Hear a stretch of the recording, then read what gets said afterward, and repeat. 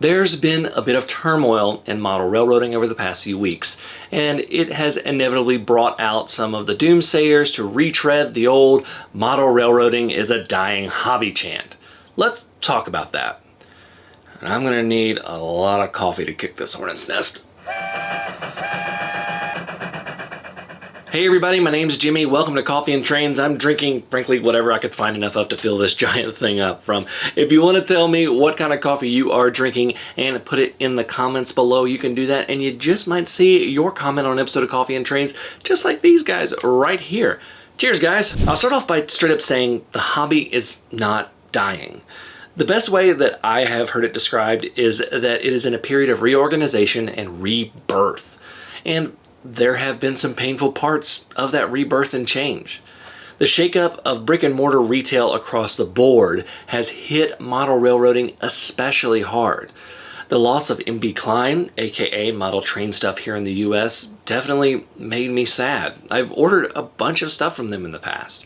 Over in the UK, the closure of Hatton's and the loss of the Worley National Model Railway exhibition definitely hurts. But the overall global reach of model trains is actually on the rise. This is the Google search trend for model trains over the past 5 years. You can see actually there's a slight trend upwards. Is it the hobby of the 1950s to the 1970s? No. But it is changing into something much different. Model railroading used to be the image that everyone has of the plywood 4x8 and the old steamers and diesels going around in circles at sometimes ludicrous speeds. The ultra-real layouts did exist, but the market was not built on that. Model railroading was all about inexpensive trains that you could set up and run with some fun accessories and maybe have a table permanently set up somewhere if you had the space. Steel horn and a giant crane that your child controls. Watch them hoist up that steel and go to it. A lot of model trains were more toy-like. Super turbo train. So fast it travels in scale, beyond the speed of sound. Hurricane Chevy and Volcano van with launcher defend Boulder Hill. Nothing can stop the mass train. But the model railroaders were there too.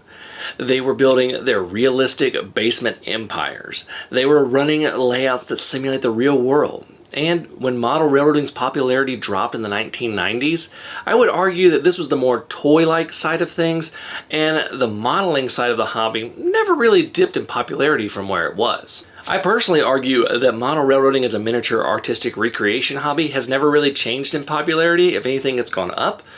What has changed is the exposure to that side of the hobby.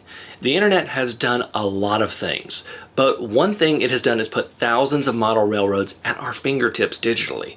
Combine that with the democratization of digital photography and videography online. We can see more of what real railroads look like and do, and then try to model it. And when you mix that information explosion with the massive improvements in manufacturing and the digital boom in the hobby, you get the realistic locomotives and rolling stock you see today. And you get modelers that are able to learn the techniques and build photorealistic scenes for their models to run through. Model railroads are also getting smaller. Many people don't need a massive basement empire to have fun.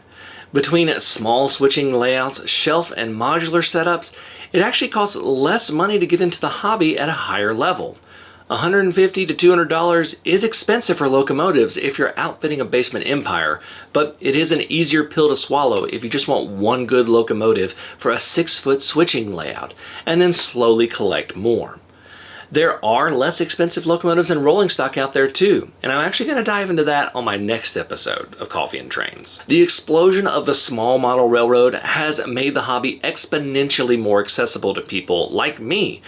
A dad of 2 kids in his mid-30s who has a full-time job, I don't have time to spend 8 hours making trees for a 30-foot section of my layout.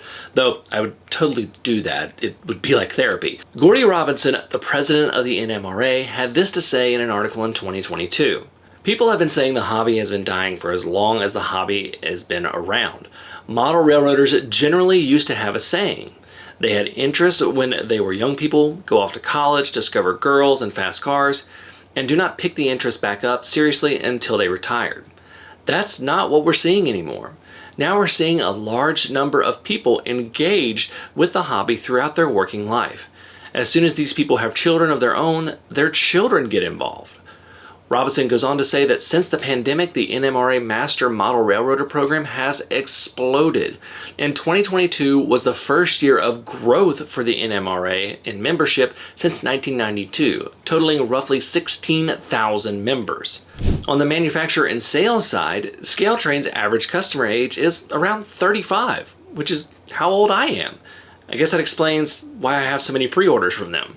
The median age of model railroaders is staying around 56 years old year over year, which means new people are getting into the hobby and keeping the average from going up. The largest segment of my audience on my YouTube channel is 25 to 54 at 37.8%, with the 65 plus being number 2 at 32.5%. And I have viewers in over 50 different countries from every corner of the globe. My point in telling you all this is to say that model railroading is not dying. I said that at the beginning. It is changing. Yes, the inexpensive trains have mostly disappeared, but those were geared more for the toy market, and that is a far more competitive and fickle market. Accuracy and detail have become the name of the game in the hobby. The hobby is more about creating a work of art that you love rather than hauling out a tub of trains to play with. Now, to be clear, that's still more than okay. I have many tubs of trains. Just take a look.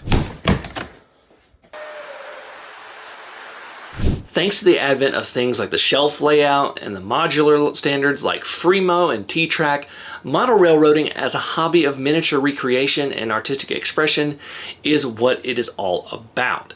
And thanks to new technologies like the continual evolution of DCC, 3D printing, and all sorts of other tech, we are able to create models that are far more realistic.